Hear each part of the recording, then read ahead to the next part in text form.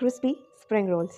ஒரு மிக்சிங் பவுலில் ஒரு கப் மைதா, தேவையான அளவு உப்பு சேர்த்து பூரி மாவு பதத்துக்கு பிசைஞ்சிக்கலாம். ஒரு டீஸ்பூன் அளவுக்கு எண்ணெய் ஊற்றிட்டு ஒரு அரை டீஸ்பூன் பொடியாக நறுக்கின இஞ்சி, ஒரு டீஸ்பூன் பொடியாக நறுக்கின பூண்டு, ஒரு வெங்காயம், கேரட், கேபேஜ், கேப்சிகம், தேவையான அளவு உப்பும் மிளகுத்தூளும் சேர்த்துக்கலாம். ரெடி ஆகிடுச்சு. இதை அப்படியே ஆற விட்டுலாம். நல்லா மெல்லிஸாக வரணுங்க.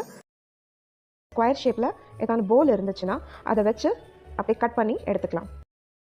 2 டீஸ்பூன் அளவுக்கு மைதா மாவு, கொஞ்சமாக தண்ணி ஊற்றி ஒரு திக் பேஸ்ட் மாதிரி ரெடி பண்ணிக்கலாம். ஸ்ப்ரிங் ரோல் பண்ணுறதுன்னு பார்க்கலாம்.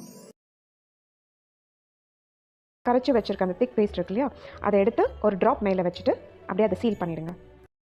ஆயில் மீடியம் ஃப்ளேமில் இருக்குது. நிதானமாக ஒன்று ஒன்றா போடுங்க. சுட சுட சர்வ் பண்ணுங்கள்.